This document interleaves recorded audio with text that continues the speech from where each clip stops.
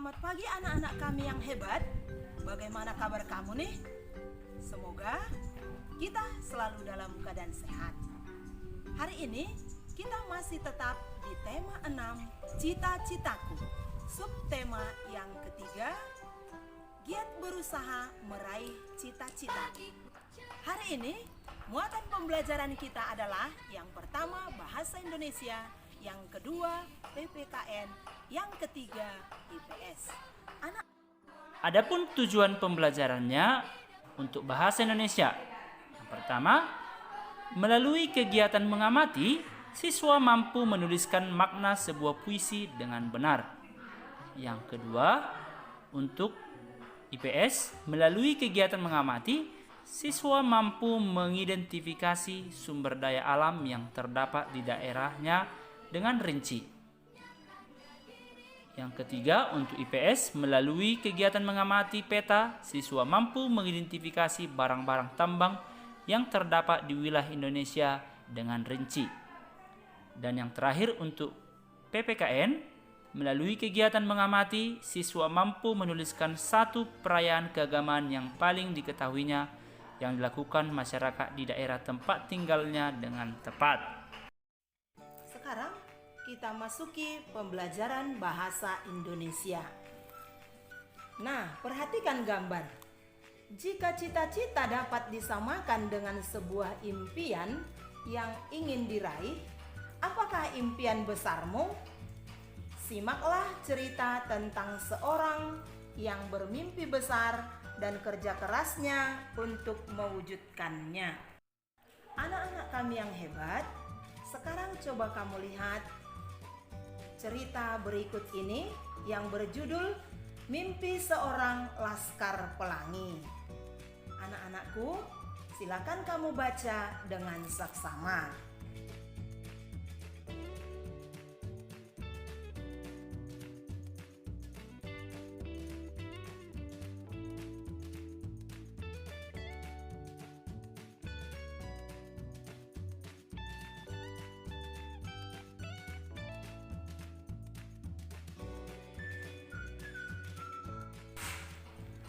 Setelah kamu baca cerita tadi tentang mimpi seorang laskar pelangi, maka anak-anak kami coba kita lengkapi diagram berikut ini berdasarkan bacaan tersebut. Nah, kira-kira apakah cita-cita Andrea Hirata? Nah, benar nak, bahwa Andrea Hirata bercita-cita untuk bersekolah di Prancis. Kemudian, apakah kira-kira halangan yang dihadapi Andrea Hirata? Yang pertama yaitu menimba ilmu di sekolah yang hampir roboh. Yang kedua, ia seorang anak pegawai rendahan. Yang ketiga, jarak dari rumah hingga sekolahnya 30 km. Itulah beberapa halangan yang dihadapinya. Nah, kemudian sikap yang dimilikinya yaitu yang pertama, tidak mudah menyerah. Yang kedua, gigih. Dan yang ketiga, rajin belajar. Kemudian, usaha apa yang dilakukannya? Yang pertama, memiliki motivasi yang besar. Yang kedua, mau menempuh jarak 30 km untuk menimba ilmu. Dan yang ketiga, mengejar mimpi dan cita-cita yang sangat mustahil.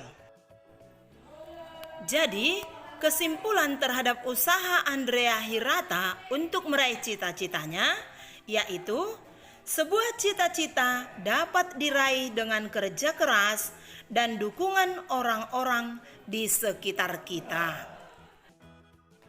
Nah, anak-anak kami yang hebat, sekarang bacalah puisi yang berjudul Laskar Pelangi ini dengan saksama. Kemudian, pahamilah artinya dan maknanya. Setelah kamu baca puisi tadi yang berjudul Laskar Pelangi, nah tugas kita sekarang akan melihat bagaimana penggunaan tanda jeda pada puisi tersebut. Nah, di sini Ibu beri contoh pada kedua bait puisi ini menggunakan tanda jedanya. Nah, kemudian anak-anak kami, tugasmu nanti menuliskan tanda jeda pada bait ketiga dan keempat. Nah, anak didik kami sekalian, sekarang kita memasuki muatan IPS. Pokok bahasan kita yaitu menjelaskan penyebaran sumber daya tambang di Indonesia. Nah, perhatikan peta daerah persebaran sumber daya bahan tambang berikut ini. Pada peta berikut ini terlihat jelas bahwa di beberapa wilayah Indonesia memiliki sumber daya bahan tambang yang berbeda-beda. Ada daerah tertentu yang menghasilkan aluminium, asbes, aspal, batu bara, biji besi, gas alam, dan lain sebagainya. Berdasarkan peta sumber daya alam bahan tambang tersebut, terdapat berbagai barang tambang yang tersebar di seluruh wilayah Indonesia. Barang-barang tambang yang terdapat di wilayah Indonesia antara lain, coba perhatikan pada gambar berikut, dimulai dari minyak bumi, batu bara, tembaga, besi, timah, kapur, yodium, asbes, marmer, dan belerang. Barang tambang sangat diperlukan untuk memenuhi kebutuhan industri. Ada banyak manfaat dari barang tambang. Nah, berikut beberapa contoh nama bahan tambang dan manfaatnya. Yang pertama, minyak bumi. Manfaatnya sebagai bahan bakar, sumber gas cair, bahan industri kimia, sumber produksi polimer atau plastik, dan produksi bahan serat. Yang kedua, batu bara. Manfaatnya pembangkit listrik tenaga uap, pembangkit listrik tenaga gas, industri metalurgi atau industri baja, bahan bakar rumah tangga, dan bahan industri kimia. Yang ketiga, nikel. Manfaatnya pembuatan stainless steel dan koin, campuran pada besi baja, pembuatan rangka otomotif, baterai isi ulang, pembuatan kawat, dan pelapis anti karat. Yang keempat, timah. Manfaatnya sebagai lapisan produk baja, penyambung logam dengan solder, menjadi komponen pasta gigi, sebagai komponen industri otomotif, dan sebagai bahan produksi kaca. Yang kelima, emas. Manfaatnya bahan perhiasan, konduktor dalam smartphone, pemantul radiasi sinar matahari dalam kaca, mengisi tambalan gigi, dan sebagai pelapis bangunan. Yang keenam, perak. Manfaatnya sebagai perhiasan selain emas, sebagai investasi, sebagai ornamen dan hiasan, sebagai peralatan makan, dan sebagai penghantar listrik dan pengganti kawat tembaga. 9. Besi. Manfaatnya bahan peralatan rumah tangga, bahan konstruksi bangunan, bahan mesin berat, dijadikan pagar dan kawat pembatas, dan menjadi bahan perkakas pertukangan. Dan yang terakhir, yang ke-10 yaitu bauksit. Manfaatnya bahan utama pembuatan wajan, pembuatan lapisan luar panci, bahan paling luar pada kaleng makanan, pembuatan badan pesawat terbang, dan pembuatan atap sebuah pabrik atau rumah. Nah, dan di kami sekalian, sekarang kita memasuki muatan pelajaran PPKN.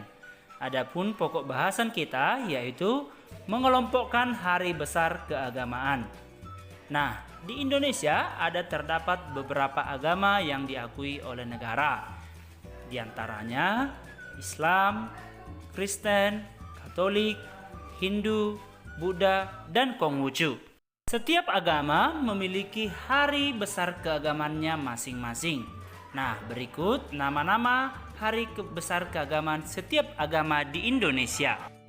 Yang pertama yaitu agama Islam. Nama hari raya keagamaannya seperti Idul Fitri, Idul Adha, Maulid Nabi Muhammad, Isra Miraj, dan Nuzul Ramadan. Agama yang kedua yaitu Katolik. Nama hari raya keagamaannya Natal, Epifani, Rabu Abu, Minggu Palem, dan Jumat Agung. Yang ketiga yaitu agama Kristen Protestan. Nama hari raya keagamannya yang pertama Hari Raya Paskah, Hari Raya Pentakosta, Hari Raya Ekaristi, Kenaikan Yesus Kristus, dan Hari Raya Natal. Yang keempat, agama Hindu. Hari raya keagamannya Saraswati, Nyepi, Galungan, Kuningan, dan Dipawali. Yang kelima, agama Buddha. Hari raya keagamannya Waisak, Maga Puja, Asata Puja, Kahitna, dan Ulambana. Yang keenam yaitu Konghucu. Nama hari raya keagamannya Tahun Baru Imlek, Cak Gome, Cengbeng, Pehchun, dan Sembayang Tiongchiu.